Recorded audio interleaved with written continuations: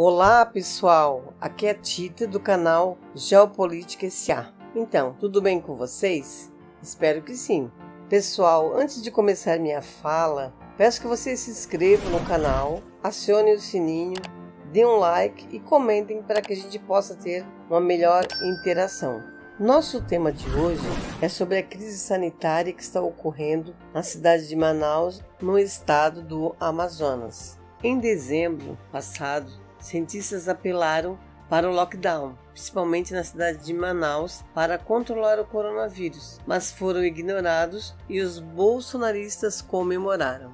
A expectativa para esse colapso, que ocorreu na quinta-feira do dia 14 de janeiro, já era esperada há semanas. Esse colapso que ocorreu na cidade de Manaus, dos sistemas de saúde e funerário, foi em razão do coronavírus. Todos temos noção disso, logicamente, porque começou no dia 14 de janeiro a faltar o oxigênio para os pacientes, começaram a faltar leitos, as pessoas começaram a morrer, inclusive em casa, sem assistência e sequer conseguem um enterro por falta de covas. O hospital 28 de agosto, um dos maiores da capital, está racionando o oxigênio dos pacientes a partir dessa data, 14/1.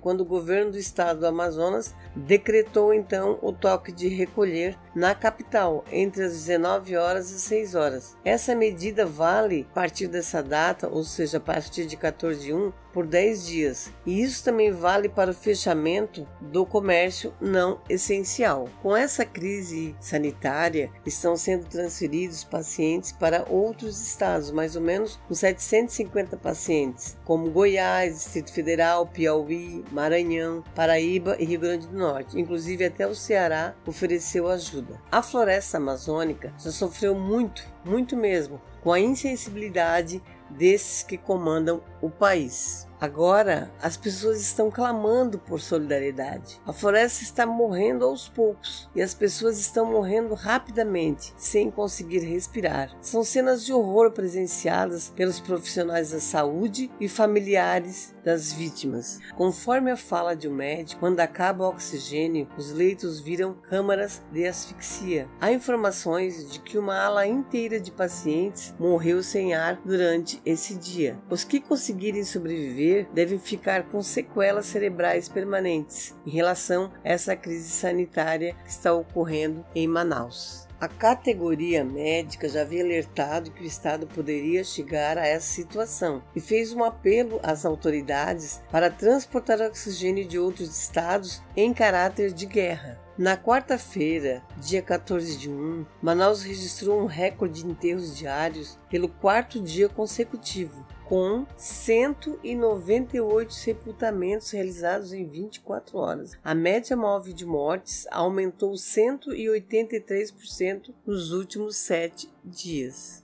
O que o governo federal faz mediante esta catástrofe? Bolsonaro critica Manaus por não adotar tratamento precoce com cloroquina contra o coronavírus. Bolsonaro diz que o avião da FAB está quebrado. E esses políticos, inclusive os militares, e esse atual presidente da Câmara, o Maia, eles usam os aviões da FAB para casamentos, festas e outros eventos. Então, gente, mediante tudo isso, aparece aí o presidente da Venezuela que oferece oxigênio ao Brasil. Mas o governo brasileiro, no caso federal, preferiu pedir ajuda americana. Então, pediram um avião emprestado da Embaixada dos Estados Unidos. Então, as pessoas estão morrendo e o Bolsonaro agindo de forma ideológica. Bolsonaro continua negando a pandemia e o ministro da Saúde querendo arrumar outras justificativas para o caos sanitário, como tratamento precoce e a questão do clima. Ouçam a fala de um profissional da saúde. No seu desespero, ele diz: a vontade que dá é chorar o tempo inteiro. Você vê o paciente morrendo na sua frente e não pode fazer nada. É como se você se ver numa guerra e não ter armas para lutar. Isso tudo poderia ter sido evitado, pois conforme o procurador do Amazonas, o governo federal foi notificado 4 dias antes do dia 14/1. e falando sobre a falta de oxigênio no estado, na cidade de Manaus. Então, o que esse presidente do Brasil está fazendo ainda no cargo? Na realidade, é um pseudo-presidente. Precisa renunciar, precisa fazer o seu impeachment, porque desde o início não há um governo, há um desgoverno, porque só escutamos bobagens, maldades e negacionismo contra essa doença. Qual é a ação? O que está sendo feito de positivo a favor do povo brasileiro e contra a doença? Nenhuma, né? Então, na realidade, de uma forma geral, o povo está sofrendo muito. Precisamos de um presidente que realmente cuide da sua população, de um presidente que organize esse país, que gere a economia, que faça a economia girar. Então, o que a gente pede? Vá para casa, presidente, ou pseudo-presidente. Basta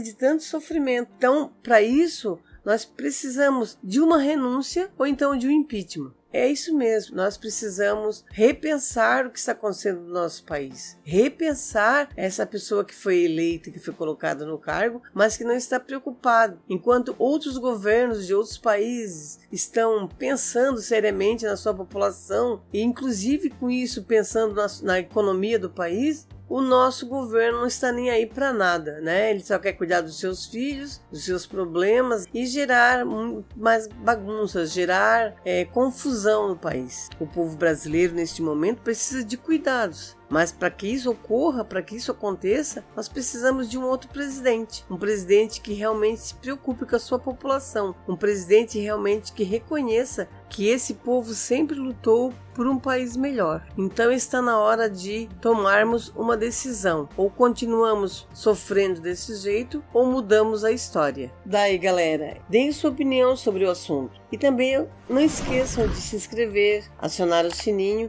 e dar um like. Até breve. Tudo de bom para vocês.